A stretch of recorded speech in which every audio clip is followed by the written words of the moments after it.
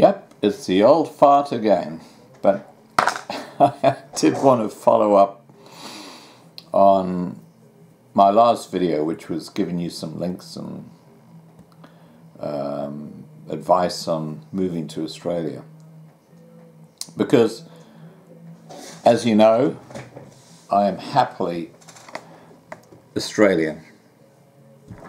Happily Australian, but I also have deep roots in Africa, which I will never ever forget. And the most important thing we can take with us in life is our memories, and I will never ever forget my memories of Africa and the times I've returned there and had a look. I have been so blessed to be when I've been in this time frame. But I wanted to talk to you today about dealing with the Australian Embassy.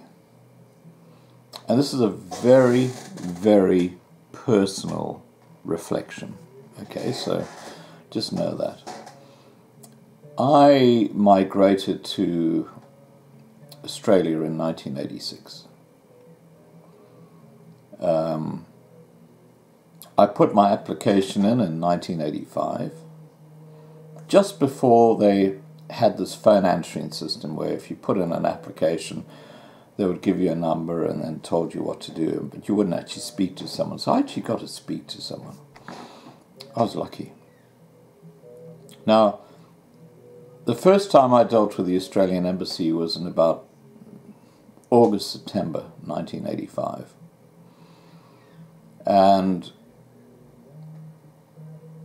about a month after I put the application in, I got a phone call from the embassy, and they said, look, we'd like you to come and see us at this particular time. I did have a sponsor, which I'd organised in Australia, so that was all good. The sponsor was obviously a business. I went into the embassy and gave my reference number and sat down and waited.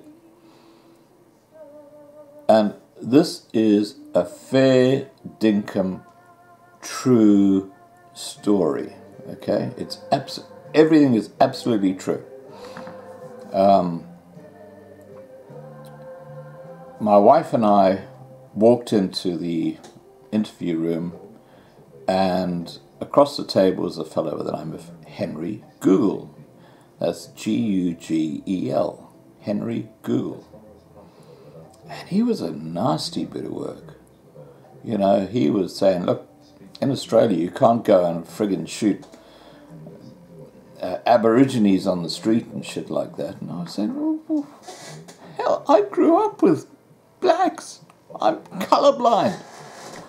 But, you know, the questioning is something you've got to be very careful about, because they throw these little things out in the air that are really distasteful in the meeting, and you just got to be aware about them. But anyway, so, Henry Google.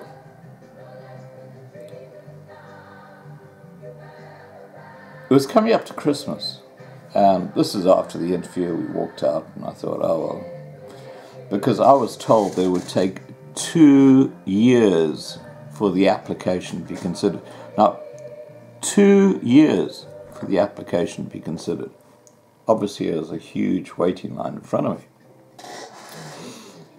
So, I was pretty desperate. So what I did was I went to CNA. Remember CNA, the old news agency? And I bought the best and most expensive Christmas card available. And about 2 weeks before Christmas, I sent that to Henry Google at the Australian Embassy, and I said in the body, Mr. Google, thank you so much for everything you're doing for our application. My wife and I really appreciate it, and then signed off. Well, blow me down. And this is fact. Now, remember, it's supposed to take 2 years for an application to be considered. in January, I got a phone call. This is mid-January. I got a phone call from the Australian Embassy saying my application had been approved. And obviously that Christmas card, because that bugger was such an arsehole, that application, when he received the Christmas card, went to the top. And by February, I was in Australia. So I wasn't hanging around in South Africa for 2 years waiting for the thing to be considered. Just a simple Christmas card took me to the top of the queue. Now, I'm only saying that in retrospect because I think you guys in South Africa need to sort out your own strategy, but you're dealing with people at the Australian Embassy. So if you can form some kind of contact with them, you might find your application is moved faster. Alrighty, hope that helps you guys. Cheers.